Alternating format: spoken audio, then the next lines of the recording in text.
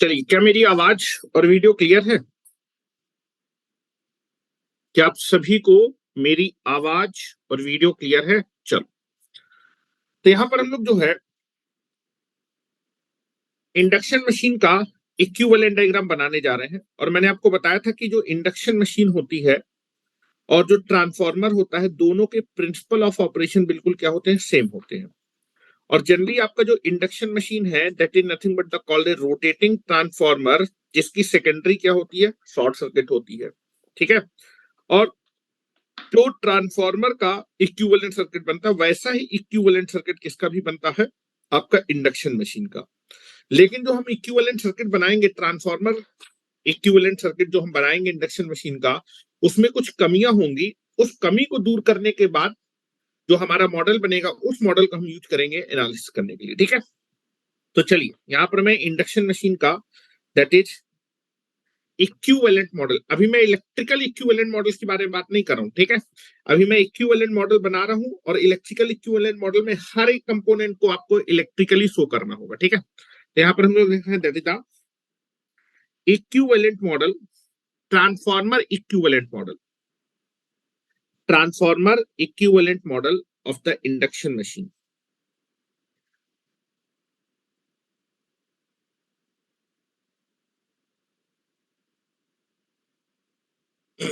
ठीक है। चलिए,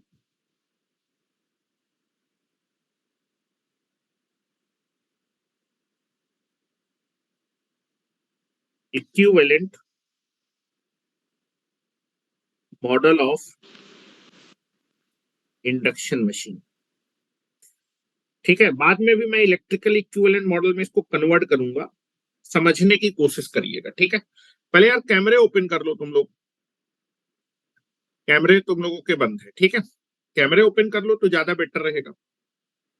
चलिए, तो सबसे पहले मैं आपको दिखाता हूं कि जो स्टेटर रोटर होगा इंडक्शन मशीन के, स्टेटर और रोटर में आप क्या करते हैं? वाइंडिंग करते हैं। अगर वाइंडिंग होते हैं, वाइंडिंग है, तो वहां पर आपका वाइंडिंग का क्या होगा? रेजिस्टेंस होगा। तो जब मैं स्टेटर और रोटर का सर्किट बनाऊंगा, तो उसमें मुझे स्टेटर की वाइंडिंग का रेजिस्टेंस भी शो करना पड़ेगा और रोटर की वाइंडिंग का रेजिस्टेंस भी शो करना पड़ेगा। ठीक है। उसके बाद आप देखेंगे स्टेटर में भी कुछ फ्लक्स क्या कर जाएगा? लीक कर जाएगा। और रोटर में कुछ फ्लक्स क्या कर जाएगा? लीक कर जाएगा। लीकेज फ्लक्स की वजह से आपकी प्राइमरी और सेकेंडरी में क्या होगा? वोल्टेज इंड्यूस होगा। ठीक है। एक्स्ट्रा वोल्टेज इंड्यूस होगा। लेकिन मैंने आपको ट्रांसफार्मर बताया था कि जो प्राइमरी में वोल्टेज लीकेज फ्लक्स होता है, प्राइमरी मतलब आपका इंडक्शन मशीन में स्टेटर, प्राइमरी का जो आपका लीकेज फ्लक्स होता है, वो आपके मैग्नेटाइज, जो आपका मेन फ्लक्स होता है, उसके साथ क्या होता है? एडिटिव नेचर का होता है। ठीक है। एडिटिव नेचर का होता है, तो जो लीकेज फ्लक्स होता है उसके इफेक्ट स्टेटर में जो लीकेज, या फिर जो है प्राइमरी वाइंडिंग में जो लीकेज फ्लक्स होगा, उसके इफेक्ट को दिखाने के लिए हम लोग लीकेज रिएक्टेंस यूज करेंगे। इस लीकेज रिएक्टेंस का जो वोल्टेज होगा, वो प्राइमरी के वोल्टेज के साथ क्या होगा? एडिटिव नेचर का होगा। सेकेंडरी का जो लीकेज फ्लक्स होता है, ठीक है, वो आपका जो है मेन फ्लक्स के अपोजिंग नेचर में होता है। सेकेंडरी के लीकेज फ्लक्स को हम लोग सेकेंडरी के लीकेज रिएक्टेंस से क्या करते थे? शो करते थे। मतलब रोटर में, रोटर जो होगा, रोटर में क्या होगा? कुछ फ्लक्स लीक कर जाएगा। उस लीकेज फ्लक्स को रिप्रेजेंट करने के लिए मैं रोटर के सर्किट में that is the leakage inductance दिखा लूंगा। और ये जो लीकेज इंडक्टेंस के क्रॉस जो वोल्टेज होगा, वो हमेशा क्या होगा? That is nothing but the secondary के वोल्टेज के अपोजिंग नेचर, उसकी पोलैरिटी ऐसी आएगी। ठीक है। जिसकी वजह से आउटपुट वोल्टेज क्या हो जाएगा? कम हो जाएगा। और जो आपका that is nothing but the आपका जो कोर होगा, इंडक्शन मोटर में भी क्या होने वाला है? कोर होने वाला है। जब आप सप्लाई देंगे, तो इस कोर में क्या होगा? फ्लक्स स्टेब्लिश होगा। स्टेटर में फ्लक्स स्टेब्लिश होगा। ठीक है। और ये जो फ्लक्स स्टेब्लिश होगा, इस फ्लक्स स्टेब्लिश को करने के लिए एक कंपोनेंट आएगा, that is called magnetising component. और साथ ही साथ आप देखेंगे इंडक्शन मशीन में जो स्टेटर होगा, उसमें मैंने लॉस भी दिखाए थे। जब मैंने आपको पावर फ्लो इक्वेशन दिखाई थी, तो मैंने स्टेटर में हिस्टैरिसीस और कोर लॉस भी दिखाया था। हिस्टैरिसीस और कोर लॉस को दिखाने के लिए कौन सा कंपोनेंट आएगा? That is nothing but the core loss component आएगा। मैग्नेटाइजिंग कंपोनेंट और कोर लॉस के कंपोनेंट को जब आप जो है क्या करेंगे? फेजर एडिशन करेंगे, तो that is no load current, no load current आएगा। ठीक है। तो that is nothing but the एक नो लोड करंट होगा। और बेटा, जो भी हमारा जो है सेकेंडरी में करंट फ्लो करेगा, उसका क्या होगा? दैट इज रिफ्लेक्शन आपको प्राइमरी में दिखेगा। उस रिफ्लेक्शन को हम लोग I2 डैश से क्या करते थे, रिप्रेजेंट करते। तो सारी चीजें मैं आपको दिखाने की कोशिश करता हूँ, ठीक है। चलिए यहां पर मैं पहले आपको स्टेटर और रोटर दिखा रहा हूं, ठीक है। Stator and rotor will be there. This is the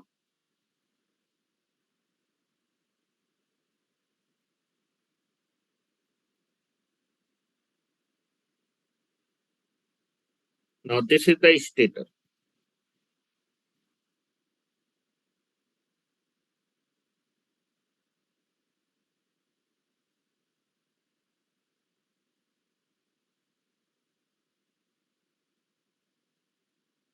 ठीक है। This is the stator and this is your rotor,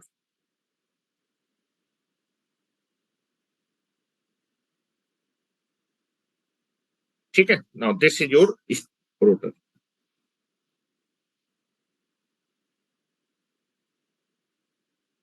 नाउ यहाँ पर आप थ्री फेज सप्लाई देते हैं। मैं जो आपका इक्विवेलेंट मॉडल अभी ड्रॉ करूंगा, दैट इज वो कैसा मॉडल होने वाला है, that is nothing but the पर फेज मॉडल होगा, क्योंकि तीनों बैलेंस होते हैं। पर फेज मॉडल हम लोग बनाएंगे, ठीक है। Three phase balance supply you can be connected here, stator. Now this is a stator,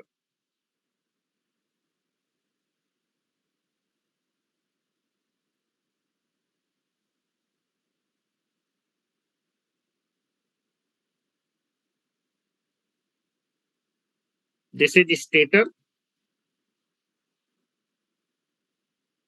and this is rotor. Now three phase balance supply,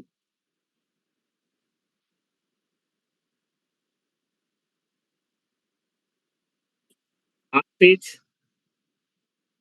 Y phase and this is B phase, ठीक है। Now this is three phase balance supply. Stator में भी क्या होंगे, slots होंगे। Stator में आपके पास slot होने वाले हैं और रोटर में भी आपके पास क्या होंगे, स्लॉट होंगे, ठीक है। Now this is A slot,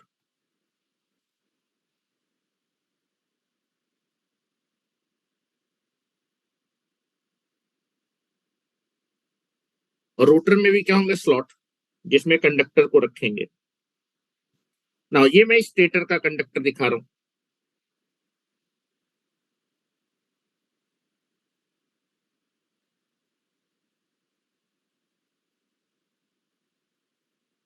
और ये मैं आपको रोटर का कंडक्टर दिखा रहा हूं।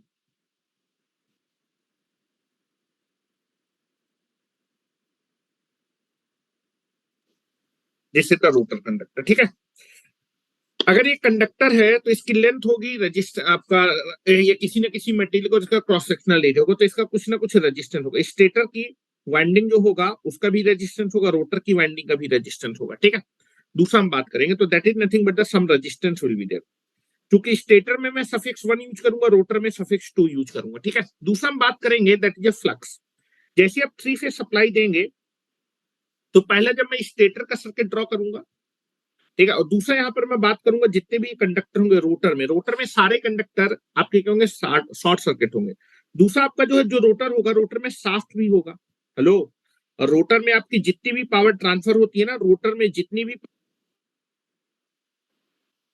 पावर ट्रांसफर होगी स्टेटर से, उसमें कुछ पोर्शन तो रोटर के सर्किट में क्या हो जाएगा, लॉस में चला जाएगा, एक्टिव पावर में, बाकी सारी पावर शाफ्ट में चली जाएगी। तो रोटर की जो टोटल पावर है that is nothing but the sum of the shaft power या फिर mechanical power plus that is rotor copper loss, ठीक है। चलो, तो यहाँ पर हम लोग जो है दो चीज बात करेंगे। पहला बात करेंगे कि दैट इज, एक तो मुझे दोनों ही सर्किट में आपका रोटर स्टेटर का जब मैं सर्किट बनाऊंगा तो दोनों में वाइंडिंग का रजिस्टेंस दिखाऊंगा, ठीक है। दूसरा, दोनों में मुझे लीकेज रिएक्टेंस भी दिखाना पड़ेगा, क्योंकि अच्छा, लीकेज फ्लक्स किसको बोलते हैं, जो केवल एक ही चीज से क्या करे, आपका लिंक करे। अगर स्टेटर से केवल लिंक करेगा तो स्टेटर का लीकेज होगा, रोटर से लिंक करेगा तो रोटर का लीकेज होगा, ठीक है।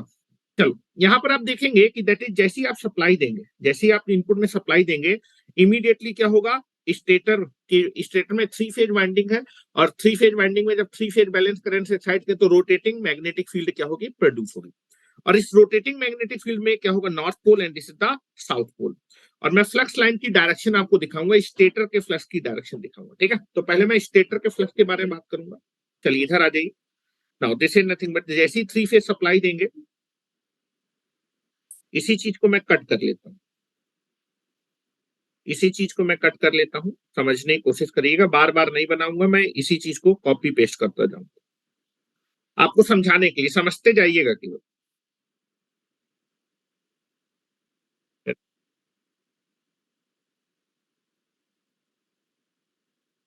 कॉपी किया,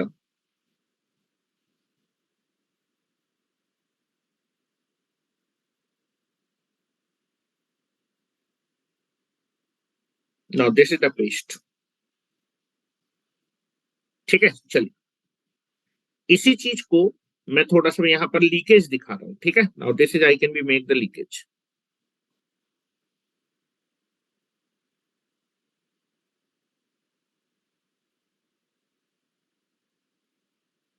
ठीक है, चलो जैसे आप थ्री फेज सप्लाई से एक्साइट करेंगे, यहाँ पर R phase, Y phase, B phase लिख दिया, एबीसी कर देता हूं, this is A phase, B phase and this is C phase. तो I A, I B and this is I C.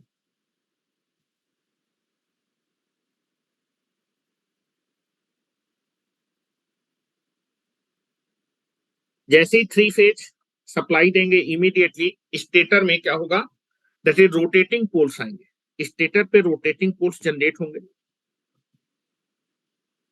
North pole and this is south pole. और ये जो rotating poles हैं वो आपके सिंक्रोनस स्पीड से क्या करेंगे, रोटेट करेंगे। और मैं मान लेता हूं क्लॉकवाइज डायरेक्शन में क्या हो रही है, रोटेट हो रही है, फेज सीक्वेंस एबीसी लिया, क्लॉकवाइज डायरेक्शन। इस रोटेटिंग पोल्स की वजह से रोटेटिंग फील्ड आएगी, और ये जो रोटेटिंग फील्ड होगी नॉर्थ से साउथ की तरफ ने पाथ को कंप्लीट है, स्टेटर की फील्ड दिखा रहा हूं।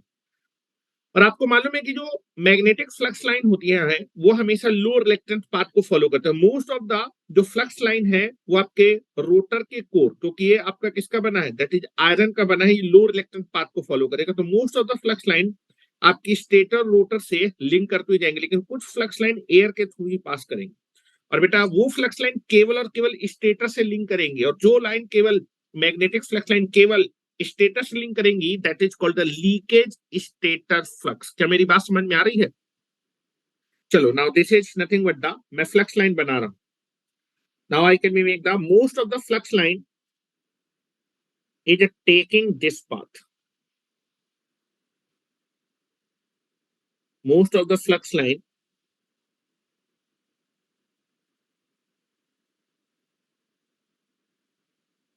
will be this path, stator and rotor.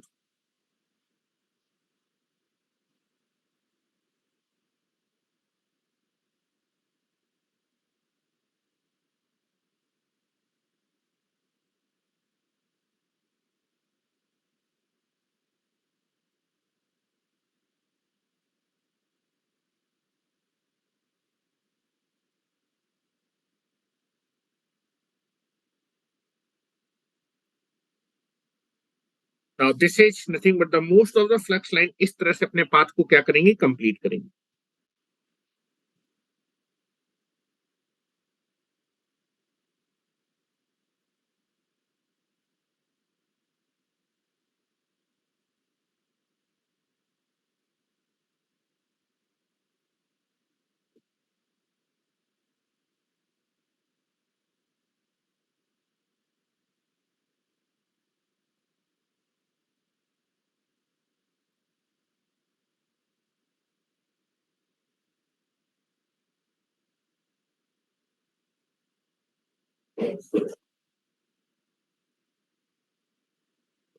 और ये जो फ्लक्स है वो स्टेटर और रोटर दोनों से लिंक करा, तो ये म्यूचुअल फ्लक्स कहलाएगा।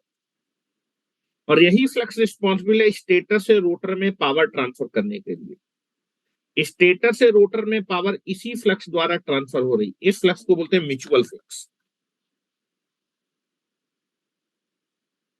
This flux is known as a mutual flux. यही फ्लक्स है रिस्पॉन्सिबल पावर ट्रांसफर करने के लिए, लेकिन मोस्ट ऑफ द फ्लक्स इसी पाथ को फॉलो करेगा। ठीक है, ये स्टेटर म्यूचुअल फ्लक्स है। ठीक है, now this is nothing but the leakage, लेकिन some flux will be follow this path, कुछ फ्लक्स इस पाथ को भी फॉलो करेगा। बहुत कम फ्लक्स आपका इस पाथ को फॉलो करेगा क्योंकि एयर का रिलेक्टेंस ज्यादा होता है।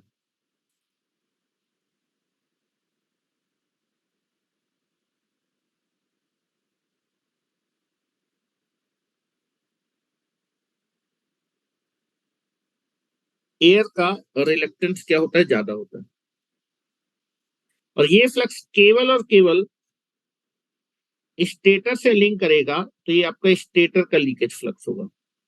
और इस फ्लक्स की वजह से पावर ट्रांसफर नहीं होगी भाई।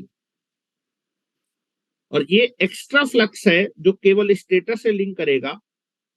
और डायरेक्शन देख लीजिए भाई,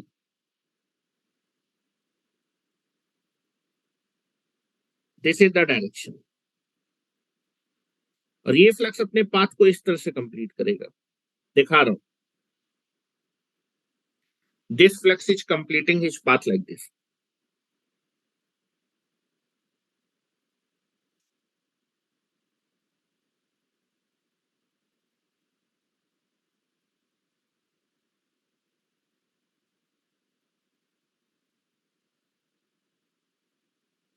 ये फ्लक्स अपने पाथ को इस तरह से कंप्लीट करेगा।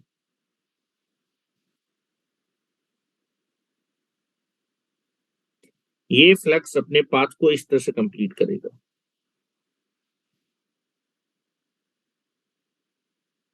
कोर के अंदर साउथ से नॉर्थ की तरफ फ्लक्स फ्लो करेगा,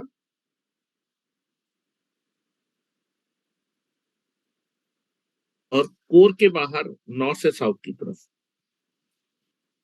ठीक है, now this is nothing but ये जो मैंने फ्लक्स बनाया है, ये आपका कौन सा फ्लक्स है? Stator leakage flux phi L1। This is the stator leakage flux.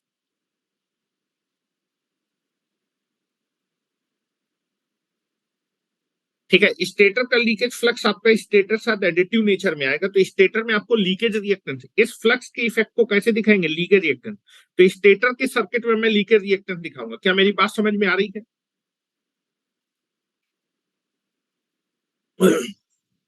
चलो दूसरा हम बात करते हैं भाई, ये जो मैग्नेटाइजिंग फ्लक्स होता है, इस मैग्नेटाइजिंग फ्लक्स को, हेलो, इस मैग्नेटाइजिंग फ्लक्स को स्टेब्लिश करने के लिए जो transformer, that is induction motor होगी, कुछ मैग्नेटाइजिंग करंट ड्रॉ करेगी। तो इस फ्लक्स को स्टेब्लिश करने के लिए सम मैग्नेटाइजिंग कंपोनेंट क्या होगा, ड्रॉ होगा। और साथ ही साथ स्टेटर में क्या होंगे, कोर और हिस्टैरिसीस लॉस होंगे। उसको ड्रॉ करने के लिए there is a core loss component. तो नो लोड करंट ड्रॉ करेंगे, नो लोड करंट की वैल्यू बहुत ज्यादा होती है, ये मैं आपको बता चुका हूं।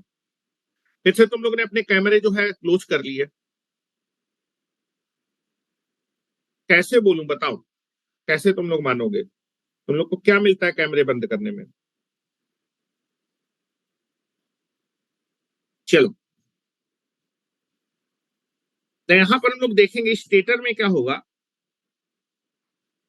स्टेटर में हम लोग क्या करेंगे, इस फ्लक्स को स्टेब्लिश करने के लिए, ये जो फ्लक्स है, this flux, magnetising flux,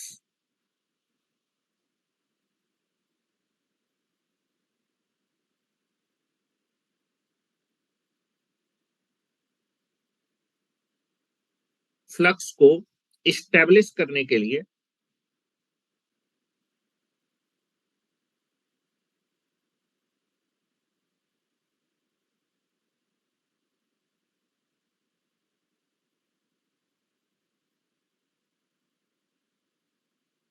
magnetising flux को क्रिएट करने के लिए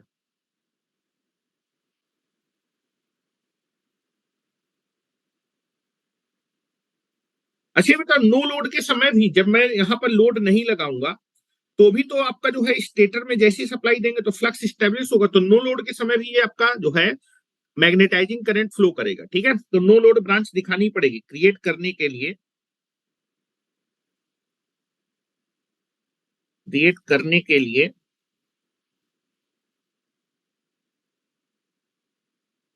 आईम्यू रिस्पॉन्सिबल होता है।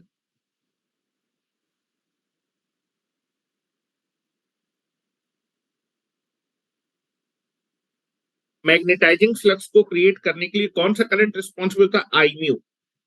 तो आईम्यू भी शो करना पड़ेगा।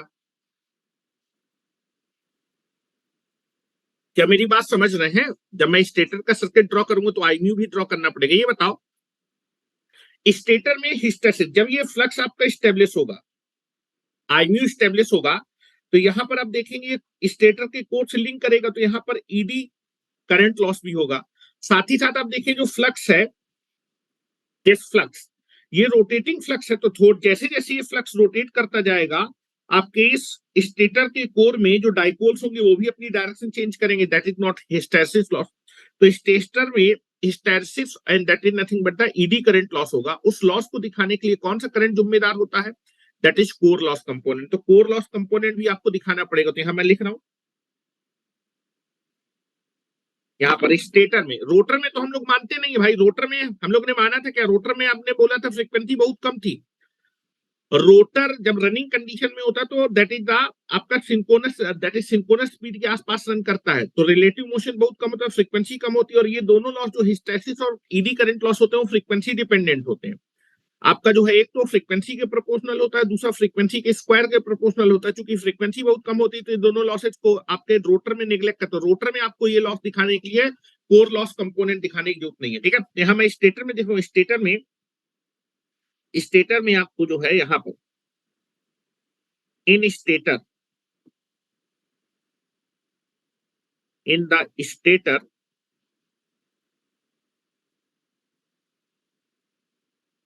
there is a ED current loss and there is a hysteresis loss.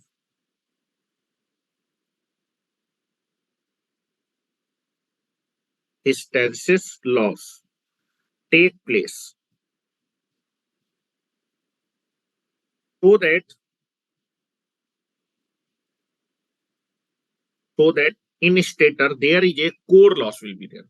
So that in the stator,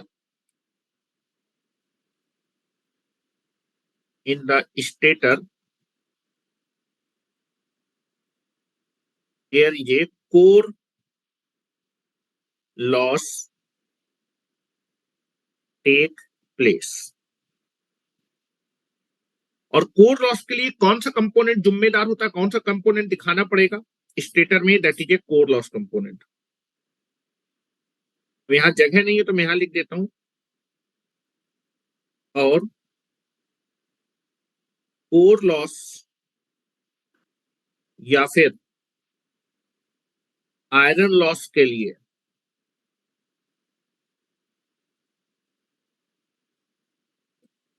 लिए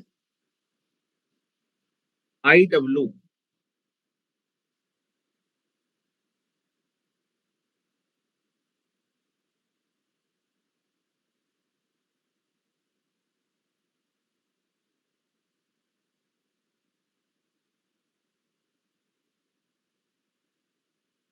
होता है। ठीक है, तो यहां पर मैं मुद्दे की बात पे आता हूं कि आपको स्टेटर का जब मैं डायग्राम बनाऊंगा तो स्टेटर की वाइंडिंग का आपको रेजिस्टेंस दिखाना पड़ेगा, स्टेटर पे लीकेज रिएक्टेंस दिखाना पड़ेगा। स्टेटर में मैं नो लोड आईम्यू और आईडब्ल्यू और आईम्यू का जो फेजर है दैट इज आई नॉट मतलब लोड, नो लोड करंट के लिए नो लोड ब्रांच दिखानी पड़ेगी। ठीक है, अब आते हैं रोटर पे। Now I can be make the rotor. Rotor में क्या क्या दिखाना पड़ेगा?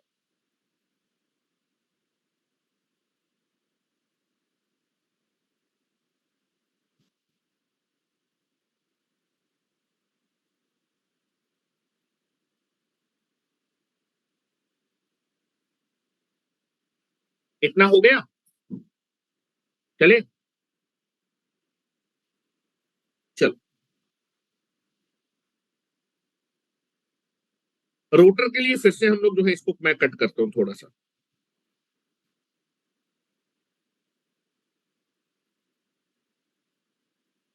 पहले वाले फिगर में ये जरा बना लो, एक चीज और बना लो।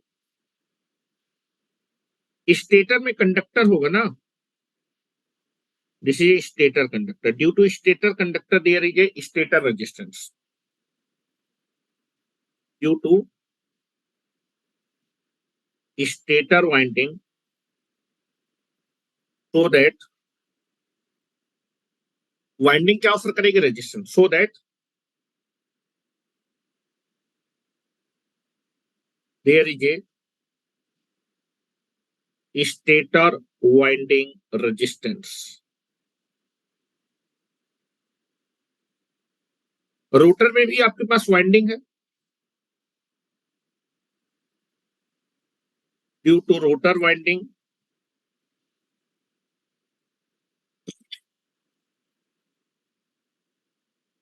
There is a rotor winding resistance.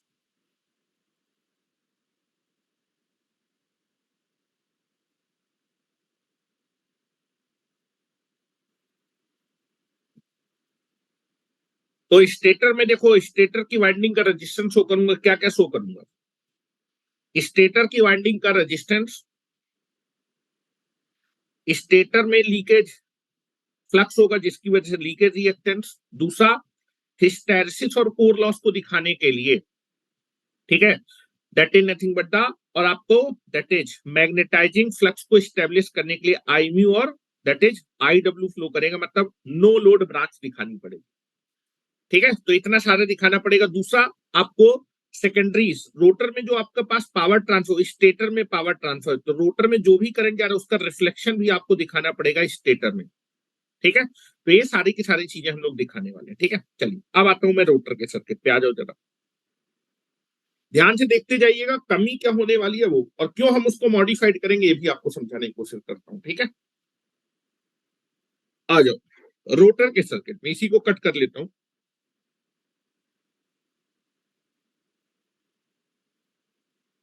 ना।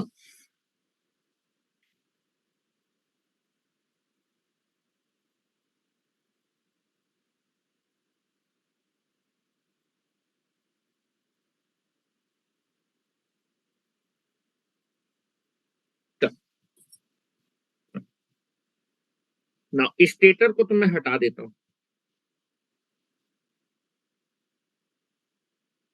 मैं रोटर पे आता हूं ना, दिस इज ए रोटर,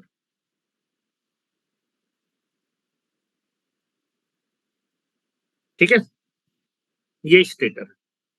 ना जैसे ही आप देखेंगे कि एक तो आपको रोटर की वाइंडिंग पे क्या करना पड़ेगा, ठीक है, जैसे ही आप जो है स्टेटर में थ्री फेज सप्लाई देंगे, ध्यान से देखिएगा, now I can be connected A three phase supply, I A, I B and this is I C, ठीक है। यहां मैं आपको चार कंडक्टर दिखा देता हूँ रोटर के सर्किट में, रोटर के सर्किट में चार कंडक्टर दिखा देता हूँ जिससे कि थोड़ा सा आपकी क्लियरिटी और अच्छी हो जाए।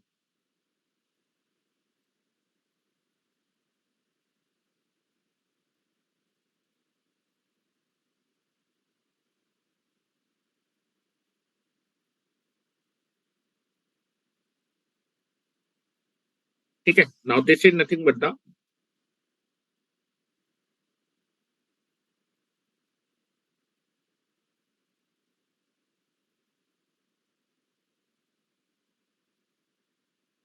दूसरा चीज है, जो रोटर के कंडक्टर होंगे ना वो शॉर्ट सर्किटेड होंगे, they are short circuited, externally they are short circuited,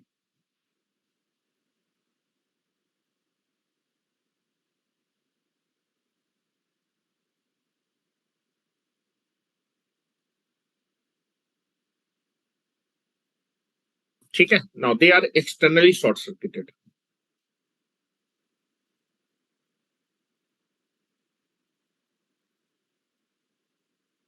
क्योंकि हमने स्लिप रिंग लिया है ना, अगर मैं स्क्वायरल केज लेता तो ये आपकी जो है इंड रिंग से शॉर्ट सर्किट होते, लेकिन ये क्या है, शॉर्ट सर्किटेड है, जो रोटर के कंडक्टर हैं they are short circuited,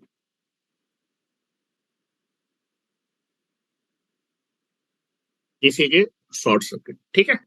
externally मैंने कंडक्टर को शॉर्ट किया, तो पहला तो बेटा रोटर की, जब मैं रोटर का सर्किट दिखाऊंगा तो रोटर के सर्किट में कंडक्टर है, फिर वाइंडिंग है, due to rotor winding there is a rotor winding resistance, rotor winding resistance, ठीक है। रोटर की वाइंडिंग का रेजिस्टेंस होगा। ठीक है, रनिंग कंडीशन के बारे में बात कर रहे हैं। ठीक है,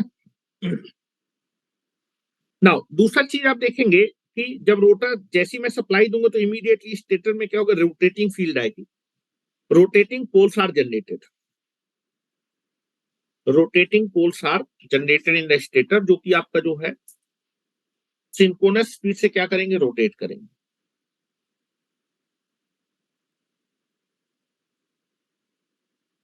सिंक्रोनस स्पीड से रोटेट, फेज सीक्वेंस एबीसी में ना तो क्लॉकवाइज डायरेक्शन में रोटेट करेंगे। इसकी वजह से फील्ड आएगी। ठीक है, रोटेटिंग फील्ड आएगी, और ये रोटेटिंग फील्ड जो होगी वो आपके रोटर के कंडक्टर से क्या करेगी, लिंक करेगी। और चूंकि रोटर के कंडक्टर से जब लिंक करेगी तो there is nothing but the आपके जो रोटर के, चूंकि आपके स्टेटर की जो फील्ड है वो रोटेट कर रही है, जिसकी वजह से रिलेटिव मोशन होगा, और आपका जो है जो रोटर का कंडक्टर में क्या होगा, फ्लक्स की कटिंग होगी। रोटर के कंडक्टर में फ्लक्स की कटिंग हो तो रोटर के कंडक्टर में क्या होगा, ईएमएफ इंड्यूस होगा। ठीक है, और इस चूंकि आपके जो है रोटर का सर्किट आपका क्या है, कंप्लीट है, मैंने इसको शॉर्ट सर्किट कर रखा है, जिसकी वजह से रोटर की वाइंडिंग में करंट आएगा, और इस करंट की वजह से एक फील्ड प्रोड्यूस होगी जिसको हम लोग बोलते हैं रोटर फील्ड। क्या मेरी बात समझ में आ रही? रोटर में ईएमएफ आएगा, ईएमएफ की वजह से करंट इंड्यूस होगा, करंट की वजह से आपके रोटर के सर्किट में या फिर रोटर की वाइंडिंग में जब current flow, current carrying quality always produce flux, तो रोटर की वाइंडिंग में भी क्या होगा, फ्लक्स प्रोड्यूस होगा। ठीक है, मान लेते हैं this is nothing but rotor में ये नॉर्थ बना ये साउथ बना, ऐसे ही बनता था नॉर्थ साउथ। मैं अब रोटर की केवल मैं रोटर की फील्ड दिखा रहा हूं, ध्यान से देखिएगा, रोटर की फील्ड, रोटर की फील्ड दिखा रहा हूं। Now this is north,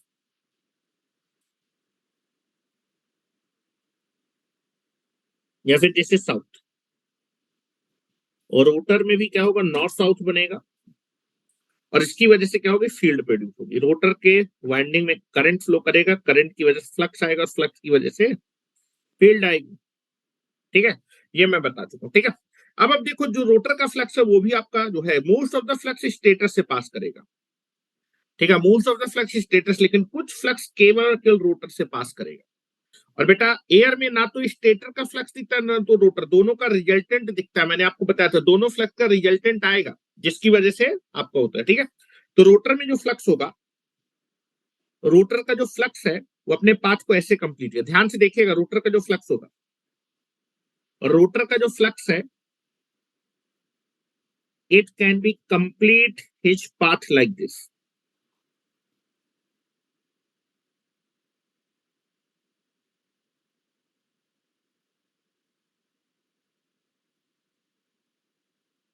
most of the flux stator के थ्रू अपने पाथ को कंप्लीट करेगा। जो रोटर का फ्लक्स होगा, मोस्ट ऑफ द रोटर का जो फ्लक्स है वो स्टेटर के थ्रू अपने पाथ को कंप्लीट करेगा।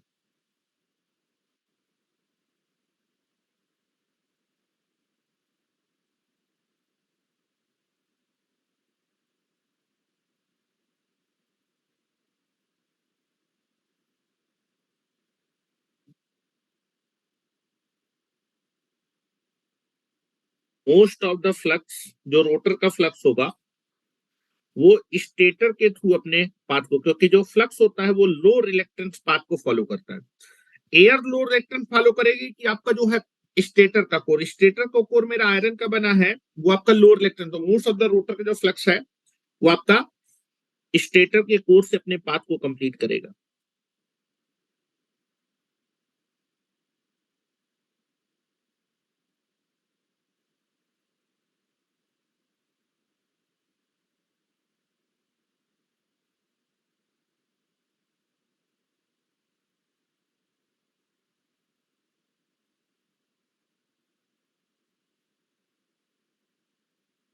It is flowing like this. लेकिन कुछ फ्लक्स जो होगा रोटर का, कुछ फ्लक्स जो रोटर का होगा, that is complete his path like this.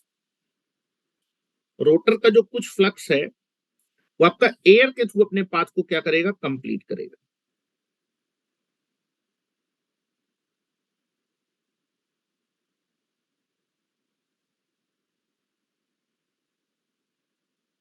और बेटा ये फ्लक्स केवल और केवल रोटर से लिंक कर रहा है, तो इसको रोटर का लीकेज फ्लक्स बोलेंगे।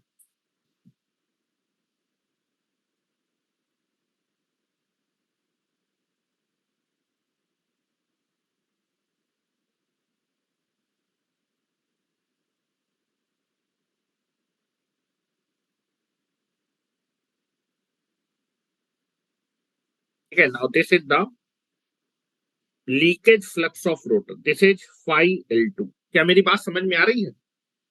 रोटर की वाइंडिंग में भी करंट होगा, a current carrying coil is always produce a flux, तो रोटर की वाइंडिंग में फ्लक्स आएगा जो कि अपने पाथ को इस तरह से प्रोड्यूस करेगा, और इन्हीं दोनों इंटरेक्शन की वजह से हमेशा क्या होता था, रोटेशन होता था। ठीक है, तो मैंने इस बार केवल रोटर का फ्लक्स दिखाया, स्टेटर का नहीं दिखाया। ठीक है, आपको समझाने के लिए कि भाई रोटर में भी लीकेज होगा। मेरी बात समझ रहे हो कि नहीं समझ रहे हो? चलो, तो देयर इज लीकेज, तो हम क्या करेंगे, इस लीकेज फ्लक्स को दिखाने के लिए रोटर में क्या होगा, leakage X2 will be there. रोटर की वाइंडिंग में भी कुछ फ्लक्स लीक करेगा, तो रोटर की वाइंडिंग में फ्लक्स लीक, तो रोटर में भी लीकेज रिएक्टेंट दिखाना पड़ेगा, X2 विल बी देयर। अब ये बताओ, अब रोटर की जो वाइंडिंग है वो कैसी है, शॉर्ट सर्किटेड है। ठीक है, short circuited will be there. अब रोटर में क्या भी लगा है, शाफ्ट भी लगा है ना, तो रोटर में शाफ्ट भी दिखाना पड़ेगा। ठीक है, रोटर में क्या भी लगा है, शाफ्ट भी लगा है। जो भी आपकी स्टेटर से रोटर में पावर आती है, ठीक है, स्टेटर से रोटर में जो भी पावर आती है उसका कुछ पोर्शन रोटर में क्या हो जाएगा, एक्टिव पावर जो आती है उसका रोटर की वाइंडिंग में कुछ लॉस हो जाएगा, बची हुई पावर कहां पर ट्रांसफर होगी, शाफ्ट में ट्रांसफर होगी। तो शाफ्ट को भी दिखाता हूं। ठीक है, चलिए, और रोटर में आपको शाफ्ट भी दिखाना पड़ेगा। Now you can be take it here. चलो, यहां पर गंदा हो जाएगा इसलिए मैं थोड़ा सा अलग से सर्किट में आपको साफ दिखा, रोटर में शाफ्ट भी लगा। लेकिन आप देखेंगे जो ये मैंने इलेक्ट्रिकल इक्विवेलेंट मॉडल बनाया है ट्रांसफार्मर जैसा, उसमें जो शाफ्ट है वो अभी मैकेनिकली दिखाया है। इलेक्ट्रिकल इक्विवेलेंट मॉडल में जो शाफ्ट में पावर जा रही है उसको हमें किसी न किसी एक्टिव पावर है तो रजिस्टर के द्वारा दिखाएंगे, रजिस्टर ही एक्टिव पावर कंज्यूम करता है, तभी उसको हम लोग देखेंगे कैसे दिखाया जाता है। और जिस सर्किट में दिक्कत क्या होगी, जो एग्जैक्ट मॉडल में बनाऊंगा। यहां पर रोटर के सर्किट में चलो शाफ्ट भी दिखा रहा हूं, यहीं पर दिखा रहा हूं जिससे कि आपको क्लियर है। रोटर के सर्किट में शाफ्ट भी लगा हुआ, now this is the shaft,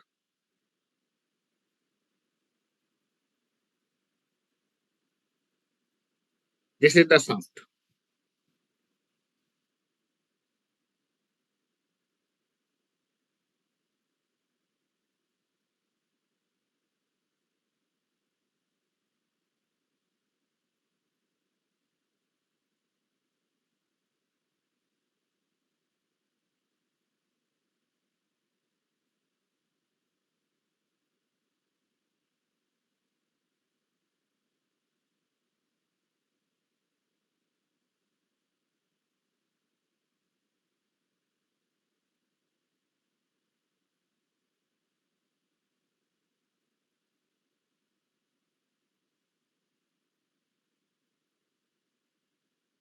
और रोटर में क्या भी कनेक्ट होगा, शाफ्ट भी कनेक्ट होगा,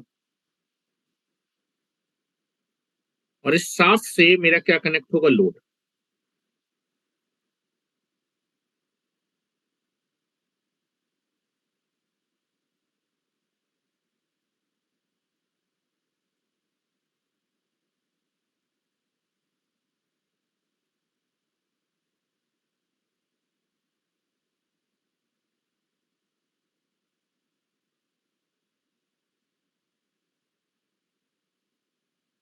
नाउ दिस इज शाफ्ट से मेरा क्या कनेक्ट है, लोड।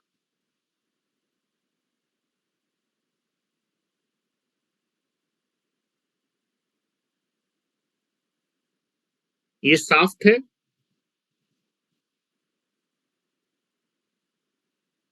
और इस शाफ्ट से लोड कनेक्ट होगा।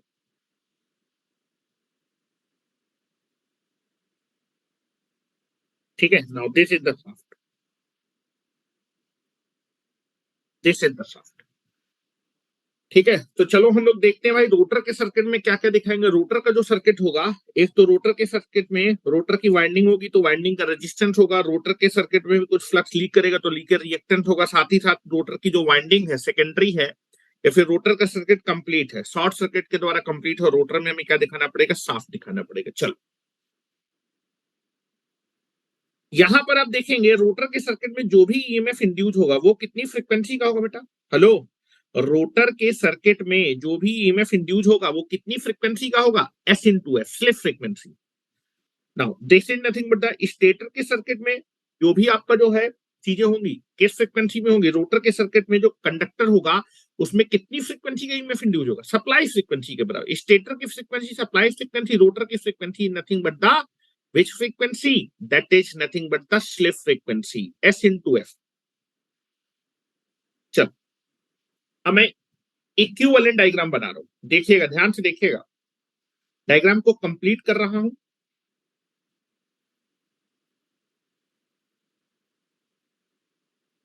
हो गया, चलो अब complete induction machine equivalent circuit, not a electrical equivalent model, this is only electrical circuit, that is the equivalent model। इसको इलेक्ट्रिकल में कंप्लीटली अभी कन्वर्ट करेंगे।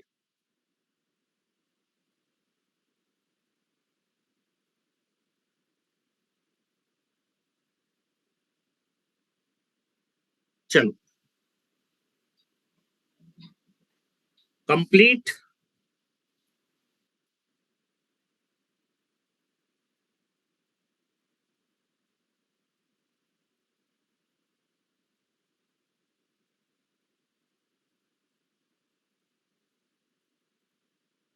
कंप्लीट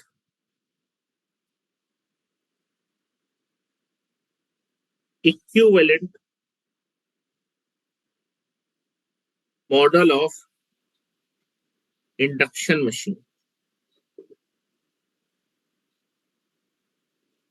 आ जाओ, दोनों मॉडल में एक साथ बना रहा हूं, स्टेटर का भी रोटर का भी।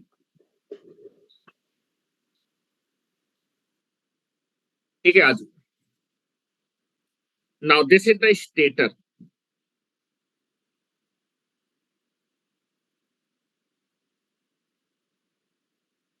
एक मिनट,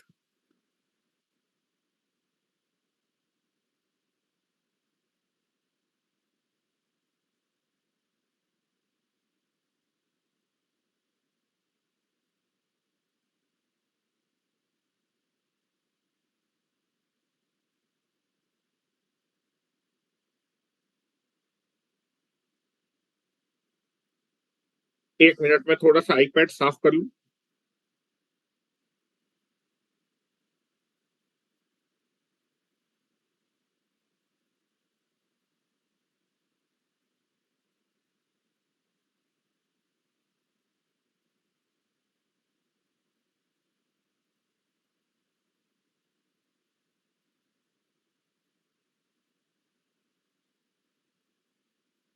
चल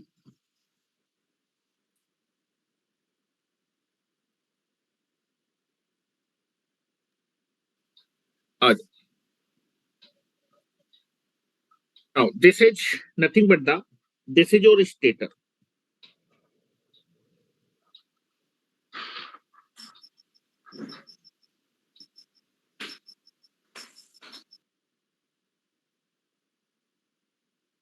Now this is the stator and this is your rotor।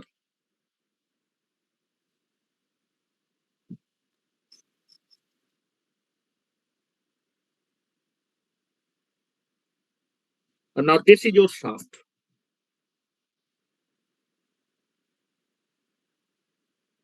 this is your shaft। ठीक है, चलो स्टेटर सिंगल फेज मॉडल बना रहा हूं। स्टेटर की वाइंडिंग होगी तो स्टेटर की वाइंडिंग में आप क्या करेंगे, स्टेटर का रेजिस्टेंस शो करेंगे। Now this is your stator, black colour is stator. Now this is the base, base भी दिखा देता हूं।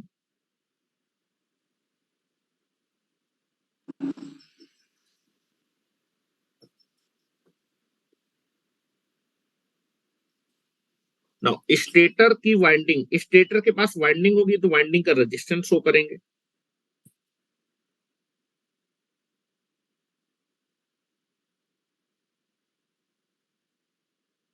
ठीक है, स्टेटर की वाइंडिंग में some flux will be leakage, some flux will be leakage, तो there is a leakage reactance.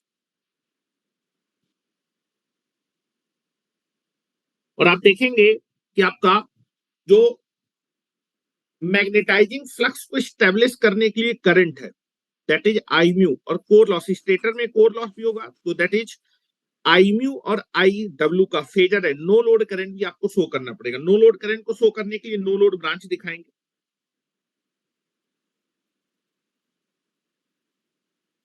No load branch stator.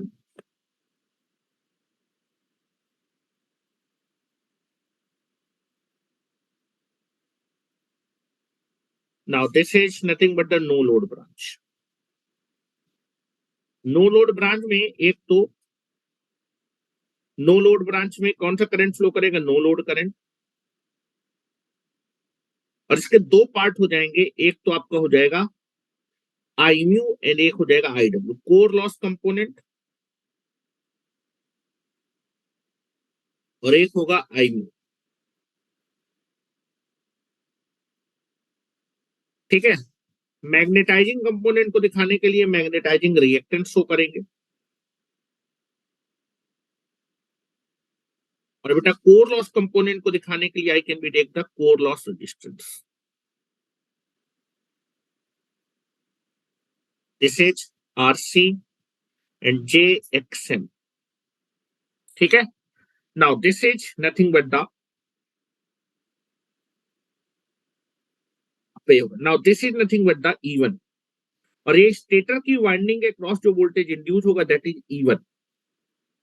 Stator की वाइंडिंग के क्रॉस जो वोल्टेज इंड्यूस होगा दैट इज नथिंग बट, अच्छा वाइंडिंग नहीं दिखा तो मैंने स्टेटर दिखा दिया। स्टेटर की वाइंडिंग के क्रॉस जो वोल्टेज इंड्यूस होता है, इसको मैं यहां पर लिख देता हूं। मैग्नेटाइजिंग रिएक्टेंस को मैं अंदर लिख रहा हूं JXM।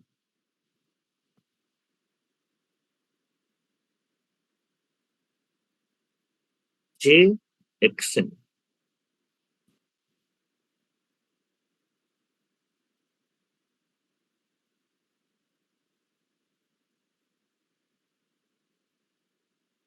E1। वाइंडिंग दिखा दो या फिर स्टेटर दिखा दो, बात एक ही है, प्लस माइनस। ठीक है। Now this is R1 JX1। ठीक है। Now this is the supply.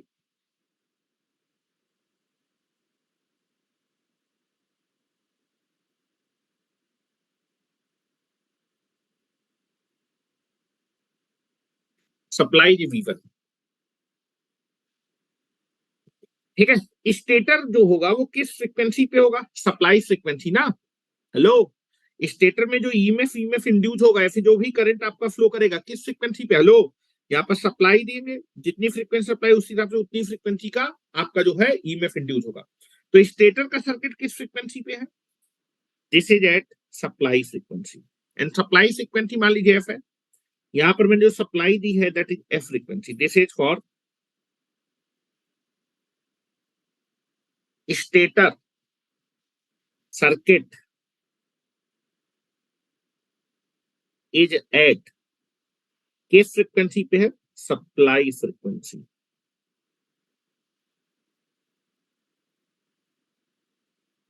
Stator is at supply frequency. That means stator पे जो फ्रीक्वेंसी होगी वो किसके बराबर होगी, एफ के बराबर। ये मैं बता चुका हूं, स्टेटर पे जो भी ईएमएफ या फिर करंट होगा वो सप्लाई फ्रीक्वेंसी पे होता है। ठीक है। चलो now this current is nothing but the, अभी लोड लगा दिया, लोड के समय इंडक्शन मशीन से जो करंट फ्लो करेगा that is nothing but the I1 current flow करेगा। हेलो। I1 करंट, और ये I1 करंट यहां तक फ्लो करके आएगा।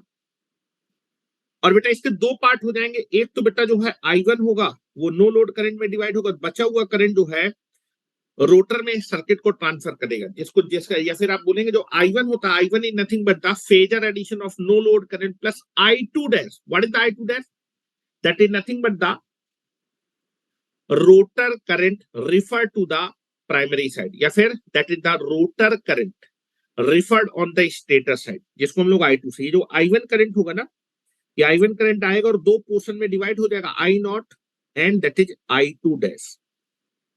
This is the I2 dash. I2 dash क्या है, this is the rotor current, rotor current referred to stator.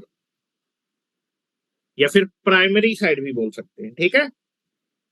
Rotor में जो करंट फ्लो कर रहा है उसकी वजह से जो रोटर में पावर जा रही है वो किस करंट के, I2 की वजह से। तो I2 का इफेक्ट हम स्टेटर में कि भाई ये जो रोटर में पावर जाएगी I2 की वजह से, उस पावर के लिए कौन सा करंट जिम्मेदार है, I2 डैश। प्राइमरी से इतना करंट निकला, जब ये करंट आपका रोटर में पहुंचेगा तो दैट इज I2 बन जाएगा। क्या मेरी बात समझ में आ रही, I2 क्या है, I2 डैश, ठीक है। चलो अब हम अपने रोटर के सर्किट पे, ये मेरा स्टेटर साइड का सर्किट हो गया, ये आपका सप्लाई फ्रीक्वेंसी एफ पे है, ठीक है। जैसे ही आप जो स्टेटर में सप्लाई देंगे, हेलो, स्टेटर में सप्लाई देंगे तो क्या होगा बेटा, स्टेटर में रोटेटिंग फील्ड आएगी, यहाँ पर एयर गैप में एक रोटेटिंग फील्ड डेवलप होगी, किस स्पीड से रोटेट करेगी, सिंक्रोनस स्पीड से। क्या मेरी बात समझ में आ रही है, आपको एयर गैप में आपको रोटेटिंग फील्ड आएगी जो कि किस स्पीड से, क्लॉकवाइज डायरेक्शन में दिखाई थी, यहाँ भी मैं क्लॉकवाइज डायरेक्शन पे ही दिखा देता हूँ। देयर इज ए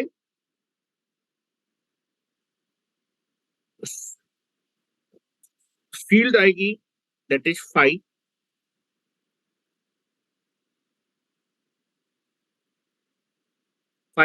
इस फ्लक्स की वजह से आपका रोटेटिंग फील्ड आएगी जो कि आपका किस में रोटेट करेगी, एयर गैप में, जिसकी वजह से जो मेरा रोटर होगा, रोटर क्या करेगा,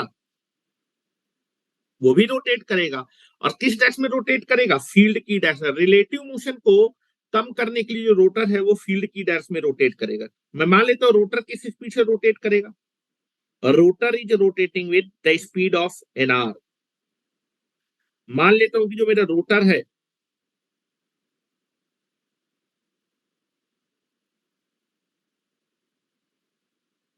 और रोटर रोटर मेरा किस स्पीड से रोटेट करेगा, एन स्पीड से। किस स्पीड से रोटेट करा, एन स्पीड से। चलो रोटर का सर्किट बना रहा हूं, रोटर का circuit I can B draw. एक तो रोटर की वाइंडिंग होगी भाई, ठीक है, और रोटर की वाइंडिंग होगी। अगर रोटर पे वाइंडिंग है ना तो रोटर की वाइंडिंग का क्या होगा, रेजिस्टेंस।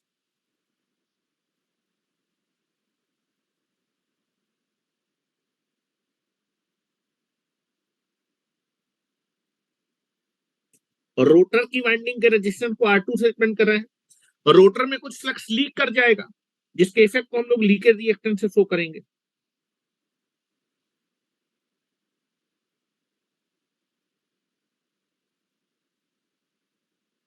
और बेटा रोटर की वाइंडिंग आगे चल के कैसी है बेटा, शॉर्ट सर्किटेड ना, this is a short circuited.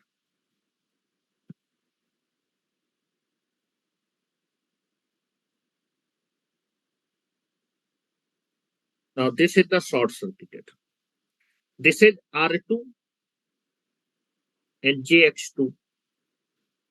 Rotor की वाइंडिंग में जो ईएमएफ इंड्यूस होगा, हेलो, स्लिप, किस, आपका रोटर एन आरपीएम से रोटेट करा, मान लेता हूं कि इस समय स्लिप एस है, तो रोटर की वाइंडिंग में जो ईएमएफ इंड्यूस होगा, और रोटर की वाइंडिंग में जो ईएमएफ इंड्यूस होगा वो कितनी फ्रीक्वेंसी पे होगा, E2 होगा ना, E2। रनिंग समय पे रोटर की वाइंडिंग में जो ईएमएफ इंड्यूस होगा E2, और वो कितना होता है बेटा, S times of the E2 naught. क्या मेरी बात समझ में आ रही है, S times of the E2 not,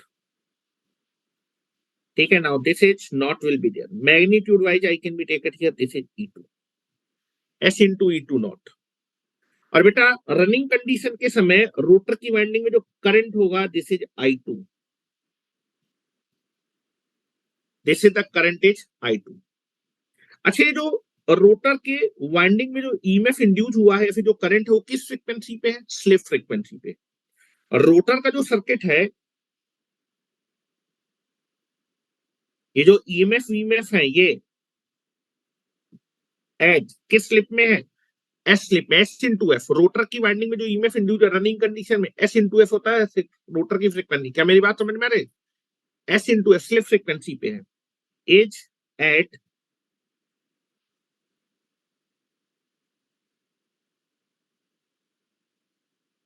S into F, इसको बोलते हैं slip frequency.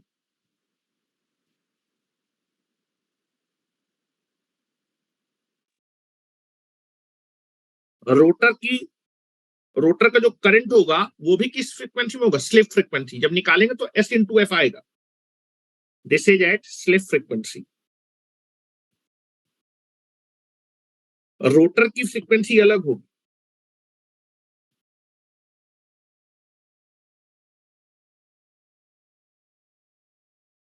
Rotor circuit is at slip frequency,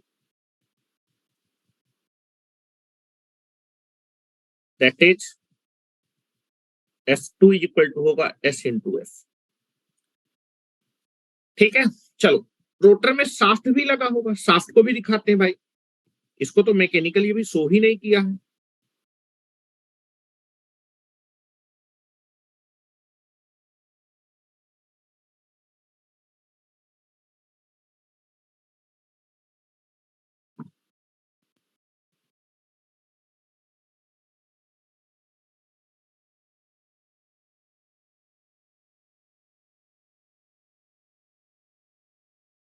Now this is the mechanical load. This is the mechanical load. This is the load. Now this is the complete equivalent diagram of the induction motor. Induction motor का complete diagram है। अब जरा देखो जो है इसको transformer से compare करके।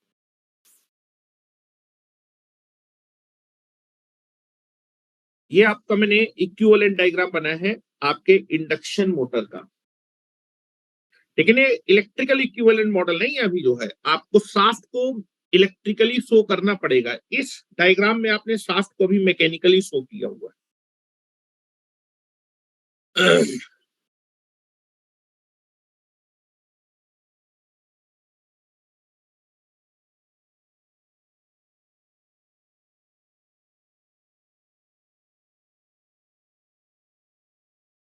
मैं लिख देता हूं ये कौन सा लोड है। This is A mechanical load.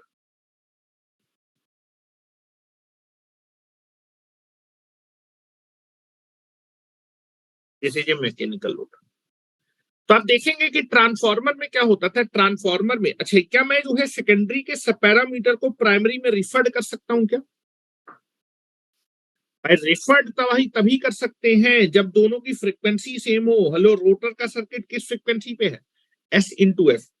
Stator का सर्किट किस फ्रीक्वेंसी में? S। दोनों की फ्रीक्वेंसी अलग अलग है, और अगर फ्रीक्वेंसी अलग अलग है तो हम यहाँ पर रिफर्ड नहीं कर सकते। रिफर्ड नहीं कर सकते तो आपको कैलकुलेशन टफ हो जाएगा। ठीक है, पहला इस कमी में, इस सर्किट में दिक्कत है कि जो रोटर का सर्किट है वो आपका जो है दैट इज सप्लाई फ्रीक्वेंसी पे नहीं है। अगर ये सप्लाई फ्रीक्वेंसी पे होता, मतलब एफ फ्रीक्वेंसी पे, रोटर की फ्रीक्वेंसी, रोटर का जो सर्किट है अगर वो एफ फ्रीक्वेंसी पे होता तब तो मैं रिफर्ड करके ट्रांसफार्मर की तरह इसको एनालाइज कर लेता। लेकिन यहाँ पर जो ये ट्रांसफार्मर जैसे ही सर्किट है, यहाँ पर देखो ये प्राइमरी है, इंडक्शन मोटर की ये सेकेंडरी है, और जिसका सेकेंडरी कैसा है? शॉर्ट सर्किटेड है।